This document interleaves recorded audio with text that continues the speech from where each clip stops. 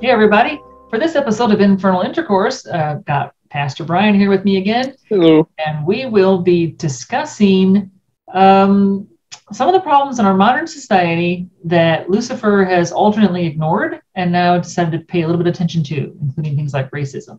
So I'll start off with saying, Brian, what are your initial thoughts? Yeah, I don't want to say ignored, because I think they're trying to envision a world that wasn't defined by these the way our world still is in such weird ways. But there is a point. I agree that you can envision it where nobody remarks on it, but in the reality, to pretend you don't see it is also becomes a problem too. So, they went ahead and got a little more explicit on it this episode. I mean, this season, and I liked that. I liked the way they did it. I didn't feel it was preachy, but I'm a person who feels like I do this key work explicitly in everything that I do in my ministry and in even the recovery work that I do and the pastoring I do, the preaching I do, certainly. So I liked the way they did it. I've heard some criticisms about it, but I think that's fragility of people who need to do this work and need to see these kinds of episodes. And I particularly, we have serious problems within policing, among other things, in our society. And I struggle all the time to watch TV shows where the cops are kind of these simple heroes, right? Because it's a complex situation.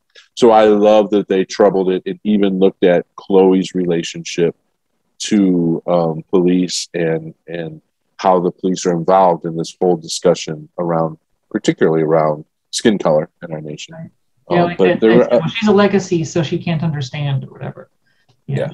And and her dad was the one good cop, but then I think you start to analyze and be like, well, we thought that how we did that. I grew up in a certain way, and I lived my youth in a certain way where I thought I was being sensitive and respectful too, and then I come to learn some new different things. And I think even Lucifer has evolved in that way. I think where they started out being like, well, we're just going to envision a world and show people how it can work better. And then it became clear, if nothing else, since George Floyd last year, I think it's clear to entertainment venues that they have to explicitly, acknowledge that this goes on. So I thought it was done really well. And just from, you alluded to, there was several issues. I got a little nervous when they were in the drag bar because I wasn't sure if it was going to be gimmicky, but I thought that episode was great. I felt like it was organic. It was natural. Rory felt like a character who'd be comfortable there. Of course, Lucifer's a character who would be comfortable there. Of course, Lucifer's performing. And the jokes in the interview were they pushed it a lot for what you normally see on TV. And so I think in many aspects of groups that are normally marginalized, I think they mainstreamed them, but they were a little more conscious to say like, hey, we don't get to police these people and tell them how it is. We need to be listening to them. And I thought they did it well. Yeah, I did. We have had this idealized LA in Lucifer where no one seems to worry if their boss is a woman. Yeah, people have interracial relationships. No one gives anybody the side eye. The women have had full autonomy over their sexual lives, and nobody calls them sluts or slut shames them. It's just been, people choose sexual partners when they feel like it, and the show moves on. I remember it wasn't about Lucifer, but in The Good Place. If anybody's watched that, the guy who played Chidi, I saw an interview with him where he said one of the reasons he took the part was when he read the pilot, and there's an interracial relationship and no one acts like it's anything unusual. And that appealed to him to see that kind of, this is the way we like things to be. This is our idealized. And so there was some that appealed to him for that show.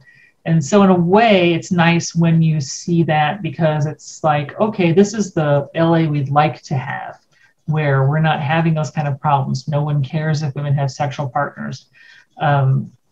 And at the same time, ignoring or maybe trying to slide over some of those issues isn't so great. So the fact that they finally decided, no, we're kind of tackling this in some way. So many deals there in the cop car for a few episodes with the trainee or the trainer person as her trainee. Having those discussions in the car or in the sometimes in the station when he wants to, rush forward and accuse someone of something she's telling him not to do it. So finding out what her reasons are for doing what she's doing and how she's trying to change the system was good. I also I think I've remarked before that although, especially early on, we had more explicit nods to Lucifer being bisexual or whatever, they hadn't really dwelled in that very much. And Lucifer comes across to me as very, very expressively heterosexual a lot of the times. And so there were a couple little throwaway lines, but they were well placed, again, reminding us that he's been with men as well as women. I thought that was good this season too. That's kind of cool. Even just having the woman, police officer who was, all those ways that our society oppresses Black women. And, I myself, St. Louis, I have been in meetings with the Black Police Union and the head of the police union, right, Heather Taylor, and listen to her have those kinds of conversations. And so I felt like that was really real to conversations that have had to happen. Because we know that, a lot of areas there are people who are kind of breaking the color barrier or whatever ceiling is holding them down, but that doesn't just make it all right all of a sudden. And so I thought that was something they handled really well. Yeah, we get to see some of the complexity of it, I guess. And then, of course, her trainee goes off to be God. So, he's not going to be a police officer, but he's able to kind of keep an eye on things. We do see him there in the station at least once, invisible to everyone except Chloe. She could see him, but then, it's clear that she's doing God's will or whatever by appointing the Black woman to do something. I thought she was being some kind of someone to help people be more sensitive to racial issues or something. You thought that she'd been turned into a detective. I thought they just made her a chief detective. Yeah. I don't really know what happened there exactly. I guess I was confused, but at least she's now in the station doing something that might be more helpful. I don't know. And it's unspoken, but the season dealt in a couple ways with this, the role of women. Mazikeen not wanting to deal with her own stuff was pretty much relegating Eve to like a prop, a possession, and Eve kind of pushed back on that, and that had to be worked out. And then I really did feel uncomfortable throughout the season with the idea of Chloe just being, God's wife or whatever. And so I was happy with her return at the end, back to the police station. And, we've discussed in another episode just that it was kind of a drift without the police drama framework that it was set in. And even those first couple episodes, they still intervened into the police investigation because I don't think the writers knew how to do this series a different way. But honestly, I think it does say something important about women that, that they don't leave their expertise behind to support their man all the time. Right. I think it's a compromise. Yeah. So we leave all of our characters here with some kind of good ending. I would, in a way, I'd really like to see another episode from an Amenadiel point of view. I'd like to know what it'd be like to be God and to be kind of doing it from Earth and I guess the bubble wrap's going to have to go back around the ceiling fans again now that Charlie spread out some wings. But it's clear that since Linda apparently had a lover somewhere in the season that, he's still being an involved parent, but they're not involved anymore, And again, no one's slut shaming Linda for, waking up with some dude on the couch. So a very hot dude. Woo, you go, Linda, man. It was a hot boy. But I would like to see what his existence is like now that he is being God and what he feels that even means. I'll be honest, there's a whole series in Amenadiel and the angels learning how to truly help humans. In my opinion, that would be awesome. I would love to see that. Because we said that before too, that the angels are just these jerks who hang around heaven, and now they're actually going to be expected to learn some things and mature and understand suffering and what humans have to go through, and to live among humans, possibly as humans, to get that empathy, ability to feel compassion for these creatures that they've despised for so long. So, and I think that is it. I've alluded several times. Several points in the season felt like it was filling to me, but then I felt like that last episode, that montage, was everything crammed into a very short time, and I wish they would have developed that more, because it is true, the whole Amenadiel and Linda thing. Like, we still really didn't, all the differences of angel, human, black and white, and all those things that didn't get explored very much in this season. Whereas I guess maybe they thought it would be too much to deal with it at the police station and in the relationship. But good stuff. I mean, I think what's most fascinating to me is that over the many years of this series, our understanding of how to engage these issues in our society continues to change, because unfortunately we keep finding new ways to alienate and isolate people. And so we have to find new ways to bring out the truth, to stop erasing people, to empower people, give them their agency back, to listen to what people are saying about their experience. So I haven't seen any criticism of this season. You say you have. I guess I haven't gone looking for any.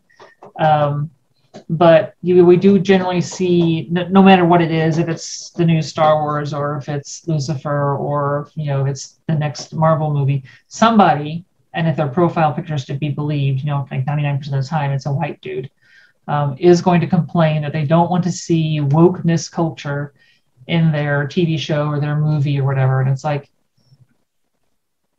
there are other people besides white men in the universe, and you just need to get used to that, and they have opinions and they have goals, and we should explore those characters too, Well, as someone who, has been led by, Black people, particularly through these kinds of movements, that's part of the goal. When that fragility surfaces among people, hopefully at some point they will, realize that the whole world's not wrong, and that why is it that it just seems to be a certain group of white males, that tend to be upset when we have gay topics and when we have topics about white supremacy, right? So. Yeah, I'm not sure, how we fix that. They always seem to show up in every thread at some point on Facebook, at least. But, guys, if you're out there and even watching this, just learn to share, Not everything's about you.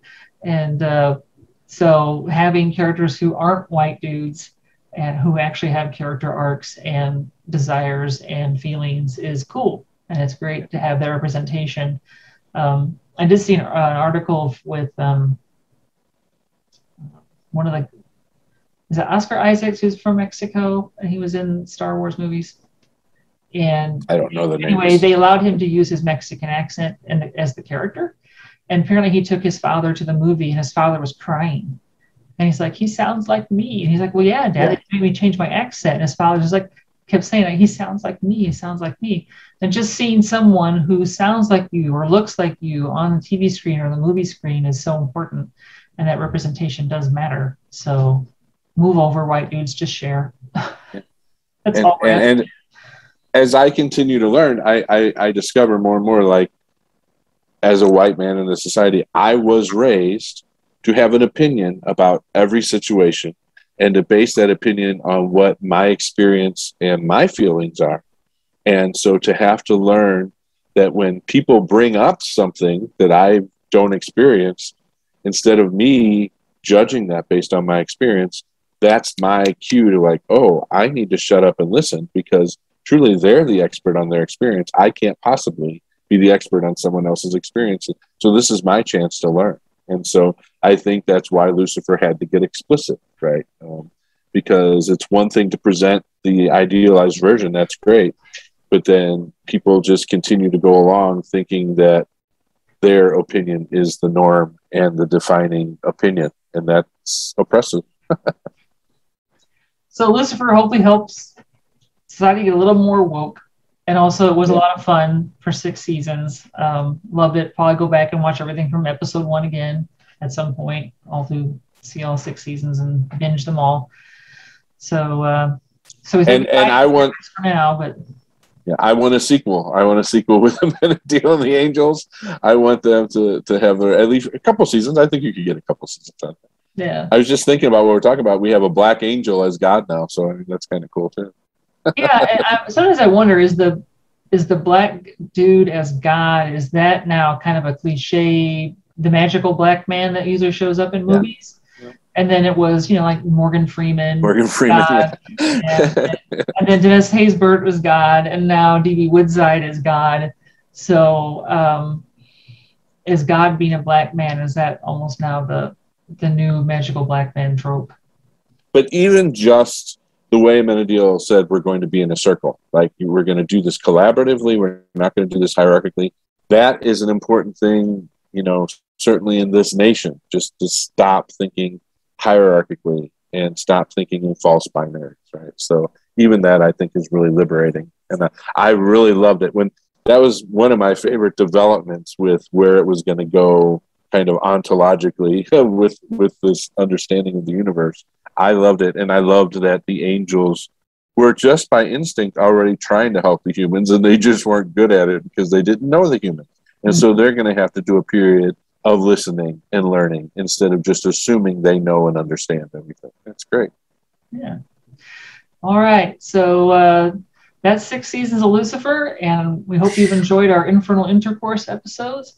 And maybe we'll have more. I don't know if we think of other themes we haven't talked about yet. Who knows? We might. Yeah, we might. I think we probably will come up with a couple. So if we do, we'll film some more and we will put them up and you'll be able to see them. But for the moment, if you like this one, hit like and subscribe, and we will see you possibly next time. Bye-bye. Bye-bye.